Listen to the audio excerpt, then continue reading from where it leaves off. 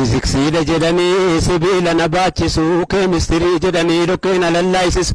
baayolojii jedhanii raammoo na funaansisu histiriidha jedhanii du'aa na lakkoofsisu ani maaliin godharee tabbaan kan koo gabaree teessa abbaa koo na qaree. Hayyoota keessaa mee hayyoota warra waa barreessanu jara gaaleetiif anniisaa isa kitaaba meeqa lafaa qaba? Ani immoo akka gaazexessaatti akka walalootti nan ibsa.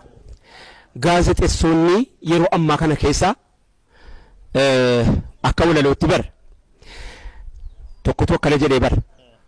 abbaay jedhanii amma wallifamu kana waggaa 25 dura gaafatam yaa mormor eenyu siin jedhe abbaay mormori moo abbaay owwaadhume as bayi laga lugoogi bee yaa burqaa samsa'a erga sitti fincaa'e ormi maalaa sa'a waa'ee keetiif waa'ee koo kan margaa kan sa'a wayaa sitti miicannee dhugnee dheebuu baanee dhiphannee xiqqaannee adda jirru bannee situ nu dide moo ormatu si jallisee maqaan kee maaf afnaan kan biraa lalisee jedhee gaafate eenyuun gaafate mormoriin gaafate abbaaya tadhabeetu maqaan isaa mormori amma mormor kuni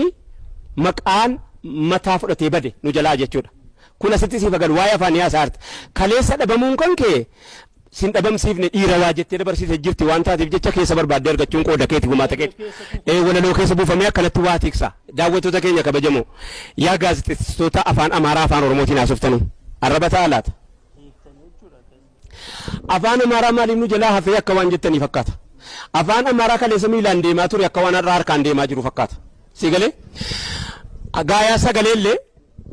emiteet godhaniiti jara fakkeessuudhaaf namoota tokkonyaa achiin bahee asiin falatarraan maaliin yaasaan akka kana yoo akka gandaa dhuftetti haasofte maal rakkoon yoo akka wallaggaa dhuftetti anoo wallaggaan beeka Harargeesoo beeka bakka biraatiin dhuftu Baalees beeka Arsiis beeka Booranas beeka Gujiis beeka akka achii fiddee dhuftetti yoo haasofte seenaan ta'u moo oduun ta'u wasichi namoota tokkonya እንዲህ አደርገዋል isa kanaan dura ዳሪዮስ ሞዲቲቭ ያለምነ ዋሲ ጀለኑ ይ በዚህ ወጥቶ በዚህ ወርዶ እንደዚህ ነገር ተከስቷል isa jedhamu kana fuudhaniiti yi namoota tokkonya jiru ከኛ ሲን ባህን ጋራን ገቦይ ማታንገኛበት ጋራን ገደመራን ማንንም ያሰነከና yoo akka keessan taatan hin ta'uu tarii